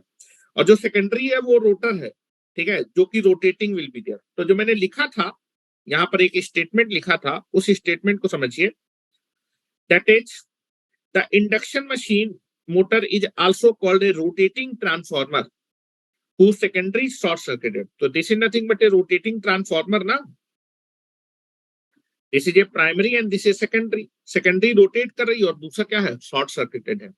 तो इस सर्किट में एक दिक्कत है, जब मैं आपकी इंडक्शन मशीन का ट्रांसफार्मर इक्विवेलेंट डायग्राम बनाता हूं, ट्रांसफार्मर इक्विवेलेंट डायग्राम बनाता हूं, तो इसमें आप देखेंगे जो रोटर का सर्किट है, जो अभी मैंने रिप्रेजेंटेशन किया, अभी का जो रिप्रेजेंटेशन किया है, उसमें जो है रोटर का जो सर्किट है वो आपका क्या है बेटा? दैट इज स्लिप फ्रीक्वेंसी पे है। स्टेटर रोटर की फ्रीक्वेंसी आपकी बराबर नहीं है। ठीक है, स्टेटर रोटर की फ्रीक्वेंसी बराबर नहीं। दूसरा आप देखेंगे कि यार इसमें आपने कौन सी लोडिंग दिखा रखी है? मैकेनिकल लोडिंग दिखा रखी है। और जब आप जो है मैकेनिकल लोड को शिफ्ट करेंगे तो क्या आपके पास कोई टेक्निक है जिससे मैकेनिकल लोड शिफ्ट हो जाए? भाई आप इलेक्ट्रिकल पैरामीटर को प्राइमरी से सेकेंडरी, सेकेंडरी से प्राइमरी पे शिफ्ट कर सकते हैं। यहाँ पर आपने कैसा लोड दिखाया? मैकेनिकल। मतलब अभी जो है इस सर्किट में एक कमी है कि आपने मैकेनिकल लोडिंग दिखाई। आपको अगर जो है एनालिसिस करना है, इलेक्ट्रिकल कंप्लीट मॉडल बनाना है, तो इसको, इस मैकेनिकल लोडिंग को इलेक्ट्रिकल मॉडल में दिखाएंगे और दोनों जब सेम फ्रीक्वेंसी में होंगे फिर उसके बाद एनालिसिस आपकी क्या हो जाएगी, आसान हो जाएगी। यहां पर मैं लिख रहा हूं इस सर्किट में दिक्कत क्या है, ठीक है, लिखिए। यहां पर लिख रहा हूं this is the complete equivalent diagram of the induction machine. लेकिन इसमें दो कमियां, दो ड्रॉबैक है, ठीक है। एक तो अच्छा ये बताओ ट्रांसफॉर्मर में, अच्छा जब हम पावर की बात करते हैं ना, पावर की, ठीक है, तो एनालिसिस करते समय आपके दोनों सर्किट सेम फ्रीक्वेंसी में होगी तभी हम लोग पावर के बारे में बात कर सकते हैं, मतलब यहाँ की पावर और यहाँ की पावर, ठीक है। आप ट्रांसफॉर्मर में क्या करते थे, प्राइमरी से सेकेंडरी में पावर ट्रांसफर होती थी, ठीक है, एनालिसिस करते थे, लेकिन दोनों फ्रीक्वेंसी क्या होते थे, आपका प्राइमरी जो ट्रांसफॉर्मर का प्राइमरी होता था और जो सेकेंडरी होता था सेम फ्रीक्वेंसी में होते थे, तब पावर के कैलकुलेशन करते थे। पावर के कैलकुलेशन करने के लिए, पावर के कैलकुलेशन करने के लिए प्राइमरी से सेकेंडरी में कितनी पावर गई, इस कैलकुलेशन को करने के लिए दोनों सेम फ्रीक्वेंसी पे होने चाहिए। ट्रांसफॉर्मर में हम क्या करते थे, बोलते थे कि भाई सेकेंडरी में जो भी पावर ट्रांसफर हो प्राइमरी से हो रही, कितनी हो रही है उसको हम लोग निकाल लेते थे। कैसे निकाल लेते थे, क्योंकि दोनों सर्किट सेम फ्रीक्वेंसी में होते थे, इसलिए रिफर्ड करके चीजें निकाल लेते थे। लेकिन यहां पर आप देखेंगे, यहां पर भाई स्टेटर और रोटर जो है, स्टेटर से रोटर में पावर जा रही है, कितनी पावर जा रही है उस पावर को हम लोग डायरेक्ट रिफर्ड करके कैलकुलेट नहीं कर पाएंगे, क्योंकि दोनों आपकी अलग अलग फ्रीक्वेंसी में है। तो पावर कैलकुलेशन के लिए रोटर के सर्किट को हमें किस फ्रीक्वेंसी पे लाना पड़ेगा, एफ फ्रीक्वेंसी पे लाना पड़ेगा। और एफ फ्रीक्वेंसी पे लाने के बाद ही हम बता पाएंगे कि भाई रोटर में कितनी पावर स्टेटर से ट्रांसफर हो रही है। या फिर हम लोग ये ऐसा कर ले कि भाई ये तो मेरा रोटर का सर्किट है, इस रोटर के सर्किट में कुछ पावर ट्रांसफर हो, कितनी पावर ट्रांसफर हो रही है उस चीज को निकालने के लिए मैं क्या करूं, रोटर के सर्किट का एक इक्विवेलेंट मॉडल बनाऊं, लेकिन किस फ्रीक्वेंसी में, एफ फ्रीक्वेंसी पे। मैं क्या करूंगा, यहां पर रोटर का जो एक्चुअल मॉडल था वो कैसा था, एसएफ फ्रीक्वेंसी पे। मैं क्या करूंगा, रोटर के इस मॉडल को क्या करूंगा, इसका एक इक्विवेलेंट मॉडल बनाऊंगा, लेकिन किस फ्रीक्वेंसी में, एफ फ्रीक्वेंसी पे। और बेटा जो इक्विवेलेंट मॉडल होगा वो उतनी ही पावर कंज्यूम करेगा जितना ये एक्चुअल रोटर होगा। तो पहले मैं देखूंगा भाई एक्चुअल जो रोटर है उसकी जो पावर है वो किन किन पैरामीटर पे डिपेंड कर रही है। जिन जिन पैरामीटर में पावर आपके रोटर की डिपेंड कर रही होगी, सेम अगर पैरामीटर उस वाले सर्किट में होंगे तो दोनों का पावर कंजम्पशन क्या होगा, सेम। और अगर दोनों का पावर कंजम्पशन सेम है और आपका ये आपका एस एफ फ्रीक्वेंसी में है, वो अगर एफ फ्रीक्वेंसी में होगा, तो इसकी जगह मैं उसको लगा दूंगा और फिर उसके बाद अपने सर्किट को क्या करूंगा, एनालाइज करूंगा। क्या मेरी बात समझ पा रहे हो। यहां पर मैं एनालिसिस इसलिए नहीं कर पाऊंगा आगे, क्योंकि रोटर का जो एक्चुअल सर्किट है उस सर्किट की फ्रीक्वेंसी सप्लाई स्टेटर की फ्रीक्वेंसी के बराबर नहीं। अगर आपको दो सर्किट को एनालाइज करना है तो दोनों की फ्रीक्वेंसी सेम होनी चाहिए, ठीक है, दोनों की फ्रीक्वेंसी क्या होनी चाहिए, सेम होनी चाहिए। जो एक्चुअल रिप्रेजेंटेशन है इंडक्शन मशीन का, उसमें रोटर के सर्किट की जो फ्रीक्वेंसी है वो आपकी स्टेटर की फ्रीक्वेंसी के बराबर नहीं है। तो मैं कोशिश करूंगा कि भाई रोटर के सर्किट का मैं एक इक्विवेलेंट मॉडल, मतलब एक जो है क्या करूंगा, एक मनगढ़ंत सर्किट बनाऊंगा। मतलब एक्चुअल एक्चुअल सर्किट जो होगा, रोटर का जो एक्चुअल सर्किट है वो आपका सप्लाई स्टेटर की फ्रीक्वेंसी के बराबर नहीं है। तो मैं क्या करूंगा, इस रोटर के सर्किट को रिप्लेस करूंगा एक इक्विवेलेंट सर्किट से जो किस फ्रीक्वेंसी में होगा, एसएफ फ्रीक्वेंसी पे होगा। क्या मेरी बात समझ में आई। और जब जो और दूसरा वो जो सर्किट होगा वो भी उतनी पावर कंज्यूम करेगा जितना ये वाला सर्किट पावर कंज्यूम करेगा। तो चाहे इसको लगा के एनालिसिस करो चाहे उसको लगा के एनालिसिस करो, दोनों का पावर कंजम्पशन क्या है, सेम है, ठीक है। और अगर जो है उसकी फ्रीक्वेंसी स्टेटर की फ्रीक्वेंसी के बराबर, तब आप रिफर्ड करके चीजें बड़ी आसानी से कर सकते हैं। दो सर्किट की एनालिसिस तभी पॉसिबल है, ठीक है, पावर की एनालिसिस या फिर आप दो सर्किट को तभी एनालिसिस कर सकते हैं जब दोनों की फ्रीक्वेंसी क्या हो, सेम हो। यहां पर मैं लिख रहा हूं अब जरा, तो क्यों हम लोग जो है अलग चीजें बना रहे हैं वो समझने की कोशिश करनी है। एक बार ये चीज समझ में आ जाएगी, इसके बाद इंडक्शन मशीन मतलब nothing, zero will be there, ठीक है। कि एक बार जो है रोटर का इक्विवेलेंट मॉडल बनाना सीख गए ना, कि जब हम इक्विवेलेंट मॉडल बनाएंगे वो S R two by S आ जाएगा। लेकिन वो जो सर्किट होगा वो किस फ्रीक्वेंसी में होगा, एफ फ्रीक्वेंसी पे होगा। और वो सर्किट भी इतनी पावर कंज्यूम करेगा जितना ये एक्चुअल पावर कंज्यूम कर रहा है, ठीक है। और बेटा अब ये बताओ, रोटर की अगर फ्रीक्वेंसी एफ है रोटर की फ्रीक्वेंसी अगर ऐसा है तो रोटर रनिंग कंडीशन में होगा कि स्टैंड स्टिल कंडीशन में होगा, ये बताओ। रोटर स्लिप वन ना, स्लिप वन कब होती है? स्टैंड स्टिल में। मतलब जब मैं जो है रोटर की फ्रीक्वेंसी एफ के बराबर ले आऊंगा तो रोटर रनिंग कंडीशन में ना आके रोटर स्टैंड स्टिल कंडीशन में होगा, तो जो इक्विवेलेंट सर्किट होगा उसको मुझे रोटर का इक्विवेलेंट सर्किट में एफ फ्रीक्वेंसी में निकाल, मतलब एक ऐसा रोटर कंसीडर करूंगा जो आपका रनिंग कंडीशन में ना होगा लेकिन इतनी पावर कंज्यूम कर रहा होगा, ठीक है। और अगर इतनी पावर कंज्यूम कर रहा है तो उसमें से जो है इतनी पावर घटा दूंगा तो बाकी सारी पावर कहां जा रही होगी? मैकेनिकल लोडिंग में जा रही होगी। टोटल जो पावर है उस जो रोटर रुका होगा उसकी पावर और इस रनिंग करनी दोनों की पावर सेम है, दोनों में इनपुट पावर सेम आ रही है, उसमें से रोटर के रजिस्टर में कुछ लॉस हो जाएगा और जो भी एक्स्ट्रा पावर इलेक्ट्रिकल में बचेगी वो कहां जाएगी? उस स्टैंड स्टिल वाले में। मैकेनिकल तो कुछ लगा नहीं है, तो जो भी एक्स्ट्रा पावर जा रही है वो मैकेनिकल लोडिंग में जा रही होगी, वो उसका इलेक्ट्रिकल मॉडल हो। वही चीज समझने की कोशिश कर, तो पहले इसमें कमी लिखो भाई। जो मैंने इंडक्शन मोटर का जो एक्चुअल मॉडल बनाया, ये इंडक्शन मोटर का एक्चुअल मॉडल है, लेकिन इस एक्चुअल मॉडल से हम एनालिसिस नहीं कर सकते क्योंकि एक्चुअल मॉडल में रोटर का सर्किट और स्टेटर का सर्किट अलग अलग फ्रीक्वेंसी पे है और दो अलग अलग फ्रीक्वेंसी के सर्किट को एनालिसिस नहीं किया जा सकता, ठीक है। तो यहां लिखे इंडक्शन मोटर का actual model representation, this is, यहां लिखो this is the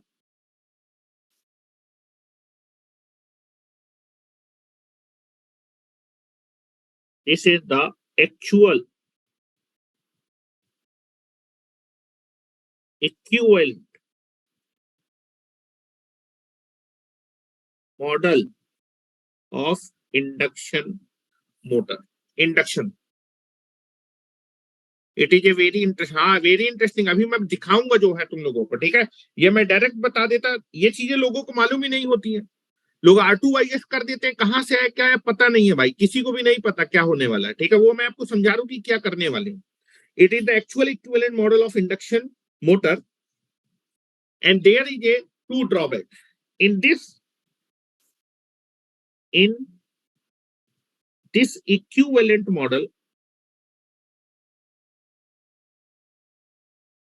in this equivalent model there are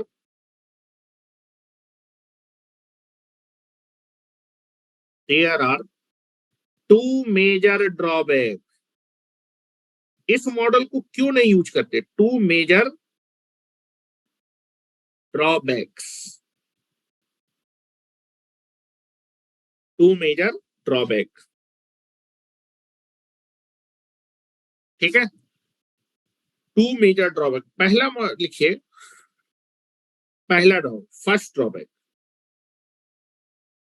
भाई इस सर्किट में क्या ड्रॉबैक है, इस सर्किट से हम एनालिसिस क्यों नहीं कर सकते? अच्छा ये बताओ, स्टेटर साइड पे फ्रीक्वेंसी, अच्छा वेरिएबल फ्रीक्वेंसी किस साइड की फ्रीक्वेंसी बदल सकती है?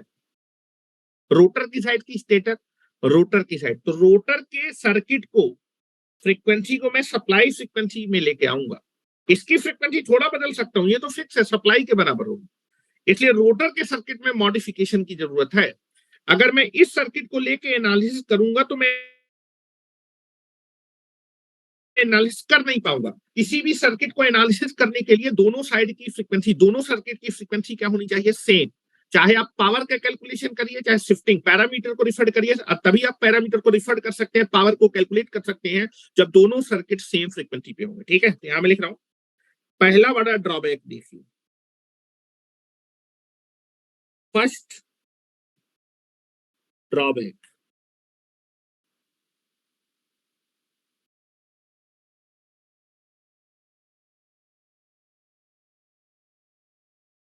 फर्स्ट ड्रॉबैक, ठीक है। पहला ड्रॉबैक है, in the actual equivalent model, in the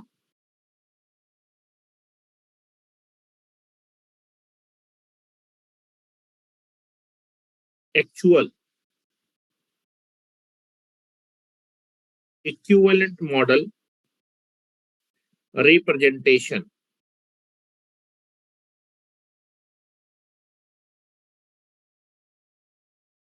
Stator circuit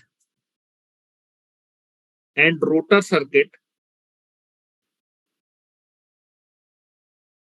are at the different frequency. Are at the different frequency. Stator का सर्किट और रोटर का सर्किट दोनों अलग अलग फ्रीक्वेंसी में है. For the analysis of both the circuit will be have same frequency. In the actual equivalent model, stator circuit and rotor circuit are at the different frequency. So for the analysis purpose, for the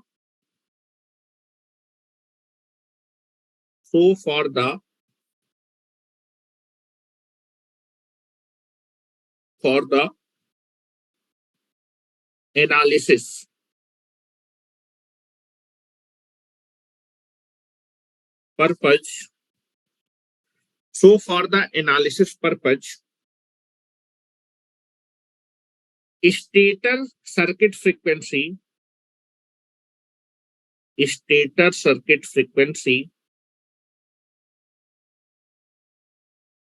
and rotor circuit, stator circuit and rotor circuit are at same frequency. Stator circuit and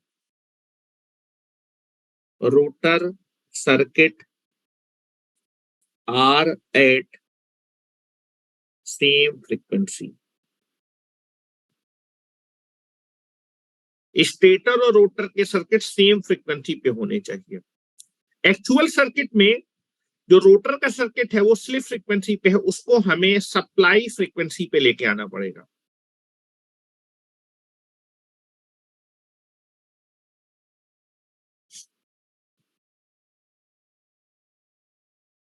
ठीक है, दोनों क्या होने चाहिए, same frequency पे होने चाहिए. Rotor circuit are same. That is the important. दोनों एक्चुअली में अलग अलग फ्रीक्वेंसी में, इसलिए ये वाला मॉडल नहीं चलेगा भाई. रोटर का सर्किट और स्टेटर का दोनों अलग, ये मॉडल नहीं चलेगा. रोटर का ये वाला मॉडल नहीं चलेगा एनालिसिस के लिए. रोटर के सर्किट को हमें स्टेटर की फ्रीक्वेंसी पे लाना पड़ेगा. सो दैट, या फिर देयरफॉर दोनों सेम फ्रीक्वेंसी होने. Therefore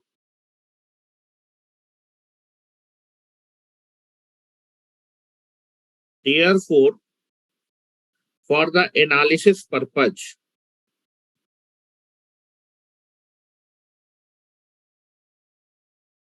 rotor circuit must be at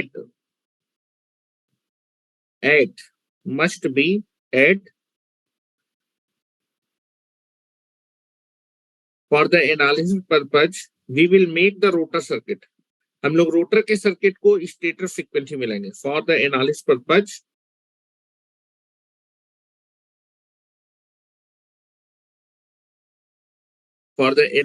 purpose the rotor circuit frequency is make equal to the stator circuit frequency. या फिर हम लोग क्या करेंगे, ये मॉडल तो यूज कर नहीं सकते रोटर का, तो एक नया मॉडल में for the analysis purpose we will make we will use the new rotor. We will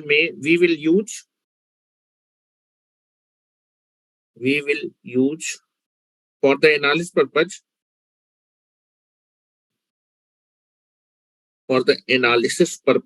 we will use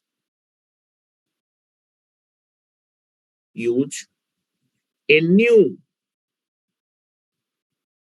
rotor circuit. We will use a new rotor circuit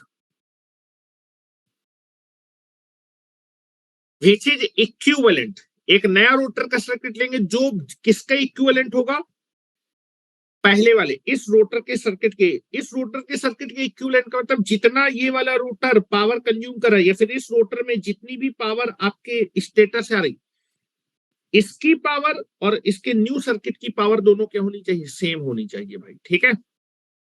we will use new rotor circuit which is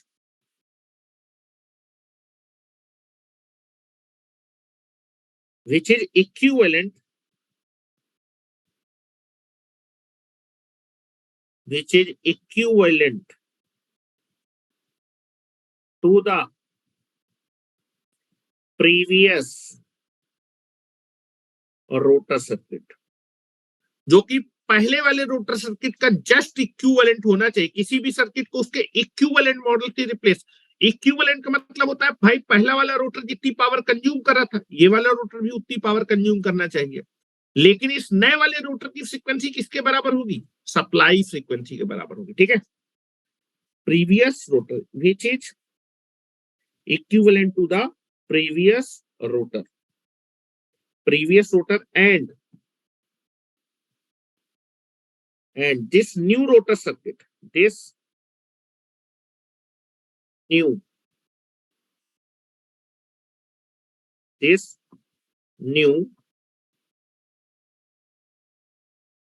क्या हो गया इसको, this new rotor circuit is at stator frequency। ये जो नया rotor circuit होगा वो किस फ्रीक्वेंसी होगा, स्टेटर फ्रीक्वेंसी पे होगा। दूसरा, जो प्रीवियस रोटर है उसमें मैकेनिकल लोडिंग दिखाई है, नए वाले रोटर में हम लोग इलेक्ट्रिकल, जो मैकेनिकल लोड है उसको किस में दिखाएंगे, दैट इज आपका, जैसे ही मैं उसको बेटा स्टेटर की फ्रीक्वेंसी में लेके आऊंगा ना इमीडिएटली, अच्छा जो नया रोटर होगा वो स्टेशनरी होगा, स्टेशनरी होगा तो मतलब उसके मैकेनिकल में कोई आउटपुट नहीं होगा, मतलब उसमें जितनी भी पावर कंज्यूम हो रही है वो पहले वाले रोटर के बाद, पहले वाले रोटर में रजिस्टर पे, रोटर के रजिस्टर में पावर जाएगी प्लस मैकेनिकल पावर, दूसरा वाला भी उतनी पावर कंज्यूम करेगा तो रजिस्टर वाली पावर तो बराबर होगी, जो एक्स्ट्रा पावर दूसरा वाला रोटर कंज्यूम कर रहा है वो कितने के बराबर होगी, मैकेनिकल लोडिंग के बराबर होगी। दूसरा वाला सर्किट भी उतनी पावर कंज्यूम करेगा जितना पहला वाला, पहले वाले में टोटल पावर क्या है, कुछ रजिस्टर में पावर लॉस होगा रोटर के, बाकी मैकेनिकल में, दूसरा वाला भी उतनी पावर कंज्यूम कर रहा है, लेकिन दूसरा वाला चल नहीं रहा होगा क्योंकि स्टेटर की फ्रीक्वेंसी में होगा, तो उसमें भी जो है जो भी टोटल पावर इसमें जा रही उतनी पावर इसमें जा रही, तो इसमें भी हम लोग क्या करेंगे, जो टोटल रजिस्टिव पावर होगी उसमें से कुछ पोर्शन जो होगा वो किसमें जाएगा, दैट इज रोटर के लॉस में, रोटर के लॉस वाली पावर हटा लेंगे तो जो एक्स्ट्रा पावर बचेगी ना इस वाले सर्किट में वो कौन सी पावर होगी, इसकी मैकेनिकल पावर के इक्विवेलेंट होगा, ठीक है। तो हमने उस मैकेनिकल लोडिंग को इलेक्ट्रिकल में भी कन्वर्ट कर लिया, ठीक है। तो मैं लिखूंगा दूसरा ड्रॉबैक क्या है, सेकेंड ड्रॉबैक,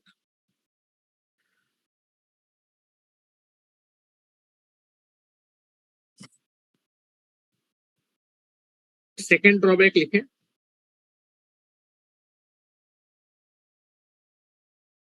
सेकेंड ड्रॉबैक, ये जो मेरा ओरिजिनल सर्किट है उसमें दूसरा ड्रॉबैक है कि भाई इसमें कौन सी लोडिंग दिखाई गई, मैकेनिकल लोडिंग। जो हमारा नया इक्विवेलेंट सर्किट होगा उसमें हमें मैकेनिकल लोडिंग नहीं दिखानी है, तो क्या हम इलेक्ट्रिकल मॉडल जब बनाने जा रहे हैं, वी विल रिमूव ये जो मैकेनिकल लोडिंग है, इस लोडिंग ये जो मैकेनिकल लोडिंग में जो पावर ट्रांसफर हो रही है ये नए वाले सर्किट में इलेक्ट्रिकल फॉर्म पे दिखाऊंगा, ठीक है। जैसी सप्लाई फ्रीक्वेंसी में ऑटोमेटिकली रजिस्टेंस चेंज हो जाएगा, आपकी पावर चेंज हो जाएगी, वो मैकेनिकल में आ जाएगा, ठीक है। लिख रहा हूं, दूसरा ड्रॉबैक है in the actual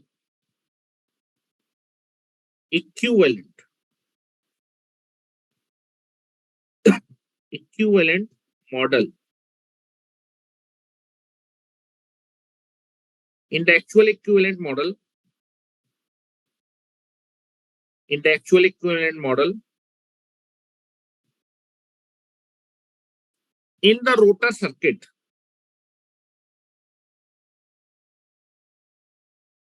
in the actual equivalent model,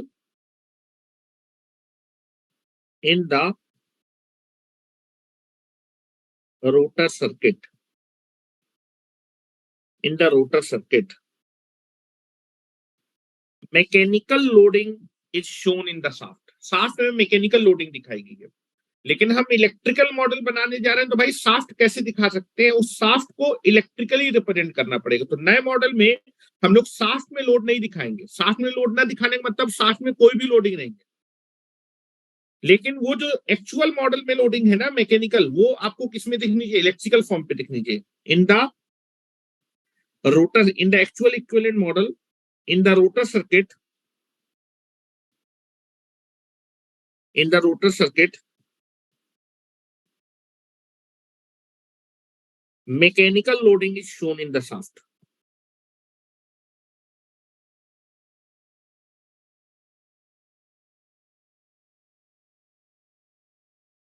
Loading is shown. Mechanical loading is shown.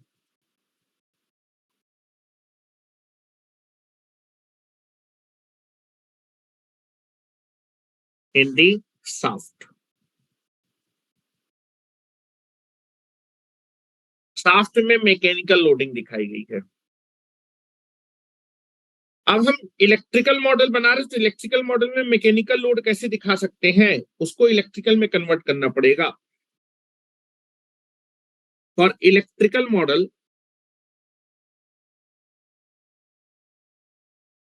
For electrical model analysis, हम लोग इलेक्ट्रिकल मॉडल बना रहे थे, इस मैकेनिकल लोडिंग को हमें इलेक्ट्रिकल लोडिंग में कन्वर्ट। ये जो मैकेनिकल लोड है ये इलेक्ट्रिकल में एक्चुअली कितना है? Mechanical loading is shown, but for the analysis, यहां नेक्स्ट लाइन से लिखेंगे, और द इलेक्ट्रिकल। अच्छा, ये कौन सा मॉडल बना रहे थे? इलेक्ट्रिकल। इलेक्ट्रिकल मॉडल में भाई इलेक्ट्रिकल लोडिंग होनी चाहिए, मैकेनिकल लोडिंग कहां से आ गई? इस लोडिंग को मैकेनिकल लोडिंग में कन्वर्ट करना पड़ेगा। रोटर के सर्किट में ये जो मैकेनिकल लोडिंग है, इस लोडिंग को किस फॉर्म में दिखाना पड़ेगा? इलेक्ट्रिकल लोडिंग में।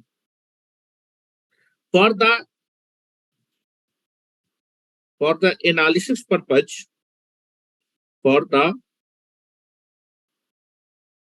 Analysis purpose, for the analysis, for the electrical analysis purpose, for the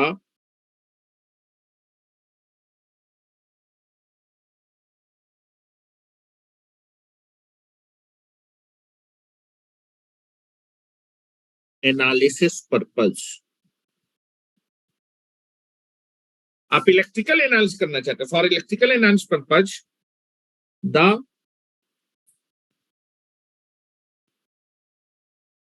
mechanical loading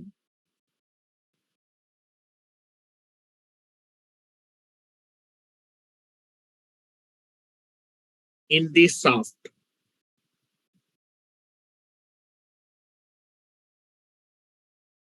is represented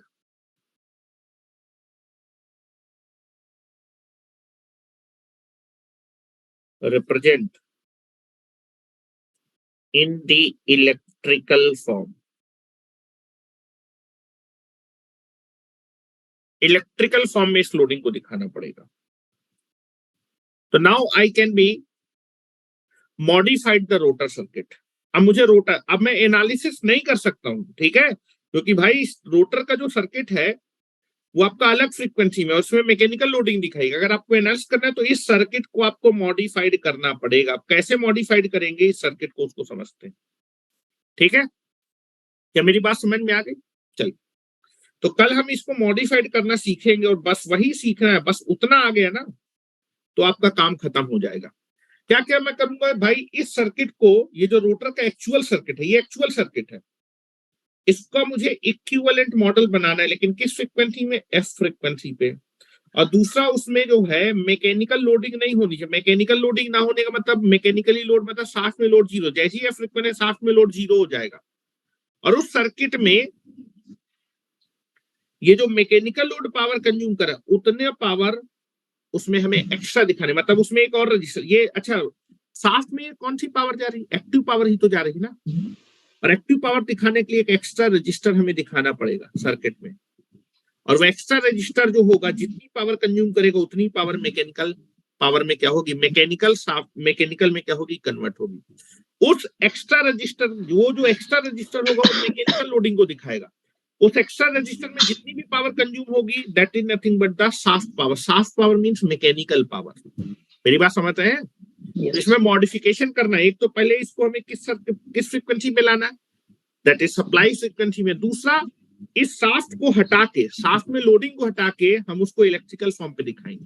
ठीक है, तो मतलब दो रजिस्टर दिखाएंगे, एक तो रोटर का रजिस्टर तो है ही, प्लस एक एक्स्ट्रा रजिस्टर होगा, और इन दोनों की जो पावर होगी बट वो इस वाले रोटर के रजिस्टर के पावर के सम के बराबर होगी। ठीक है, चलो तो कल करते हैं उसको मॉडिफिकेशन। ठीक है, नेक्स्ट हेडिंग डाल दीजिए मॉडिफाइड रोटर सर्किट। ठीक है, मॉडिफाइड रोटर सर्किट। क्यों मॉडिफिकेशन करना पड़ रहा है ये मैंने आपको बता दिया, क्योंकि आपका जो रोटर का सर्किट है वो स्टेटर की फ्रीक्वेंसी पे नहीं है। दूसरा, उसके मैकेनिकल लोड को इलेक्ट्रिकल लोड में कन्वर्ट करना है, तो there is some modification is required in the rotor circuit. तो नेक्स्ट हेडिंग, मेन हेडिंग डालिए,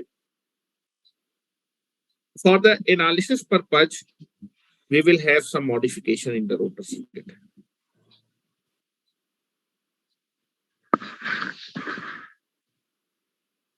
मॉडिफाइड, ये लिखो फॉर द एनालिसिस पर्पज, तो यहां पर नोट करके लिखो for the analysis, for the analysis purpose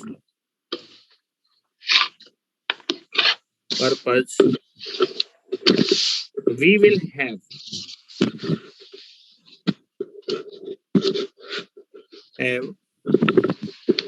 modification, we will have for the analysis purpose we will have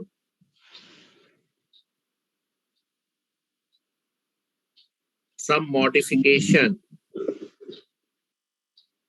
in the rotor circuit. Actually में दो ही मॉडिफिकेशन करने हैं और कुछ नहीं। एक तो मैकेनिकल लोडिंग को इलेक्ट्रिकल फॉर्म पे दिखाना है, दूसरा रोटर की फ्रीक्वेंसी को स्टेटर की फ्रीक्वेंसी में लाना। Some modification in the rotor circuit. ठीक है, यहां पर लिखिए मॉडिफाइड, अब हेडिंग डाल दीजिए मॉडिफाइड रोटर सर्किट। कल मैं कुछ बेसिक चीजें बताऊंगा कैसे मॉडिफिकेशन करना है और क्या क्या जिम्मेदारी है मॉडिफिकेशन के लिए वो समझाऊंगा, और कैसा सर्किट आता है उसको समझने की कोशिश करें। बस उसके बाद आपका इंडक्शन मशीन बिल्कुल खत्म, उसमें कुछ नहीं है। खत्म का मतलब फिर आप अपने मन से भी चीजें कर सकते हैं, लेकिन मैं बताऊंगा सारी चीजें। ठीक है, चलो नीचे कर दें। इस सर्किट से काम चलेगा नहीं एनालिसिस के लिए। लो क्या दिक्कत है वो आपको बता दिए। चलो थैंक यू वेरी मच। कल शाम को जो है मैं आपको भेज दूंगा 7 बजे ही क्लास। ठीक है, अगर कुछ मॉडिफिकेशन होगा तो मैसेज भेज दूंगा। चलो थैंक यू वेरी मच।